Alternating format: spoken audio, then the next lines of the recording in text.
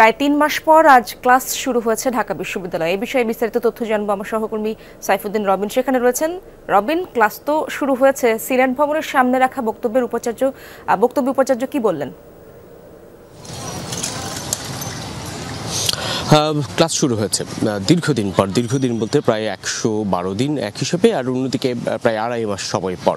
১১২ দিন এই অর্থে যে ঈদুল আজহা এবং গ্রীষ্মের ছুটির পর বিশ্ববিদ্যালয় যখন খুলেছিল তখন ১ জুলাই থেকে বলা চলে শিক্ষকদের আন্দোলন প্রথমত শুরু হয়। প্রত্যয় স্কিমের বিপরীতে দাঁড়িয়ে তাদের সেই চলমান আন্দোলনে শিক্ষা কার্যক্রম এক প্রকার স্থবির হয়ে পড়ে।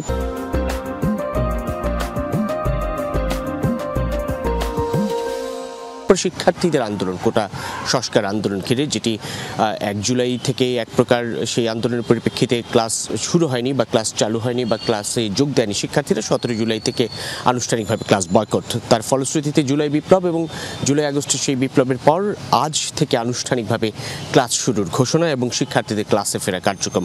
এই দিনের শুরুতেই সিনেট ভবনের সামনে বিশ্ববিদ্যালয়ের উপাচার্য অধ্যাপক ডক্টর নিয়াজ আহমেদ খানের নেতৃত্বে বিশ্ববিদ্যালয় প্রশাসন এক প্রকার এক ধরনের কর্মসূচি পালন করেছিল। অর্থাৎ দীর্ঘদিন পর ক্লাস শুরুর পর সেই কর্মসূচির অংশ হিসেবেই বলা চলে শুরুতেই এই আন্দোলনে নিহতদের স্মরণে ১ মিনিট নীরবতা পালন কর্মসূচি এবং পায়রা ওড়ানো, এবং তারপরই বিশ্ববিদ্যালয়ের উপাচার্য যে বক্তব্য রেখেছেন গণমাধ্যমের উদ্দেশ্যে, তিনি বলেছেন যে বিশ্ববিদ্যালয়ের স্বাভাবিক কার্যক্রম দ্রুত সময়ের মধ্যে একেবারে স্বাভাবিক গতি ফিরে আসবে এমন প্রত্যাশার কথা জানিয়েছেন কিছু দ্বন্দ্ব তৈরি হয়েছে এই সময়কালে কিংবা শিক্ষার্থীদের মধ্যেও খানিকটা ট্রমা সৃষ্টি হয়েছিল, সেসবের বিপরীতে শিক্ষার্থীরা স্বাভাবিকভাবেই যেন স্বাভাবিক জীবনযাপনেও ফিরে আসতে পারে সেই জন্য কিছু উদ্যোগের কথা বলেছেন তিনি।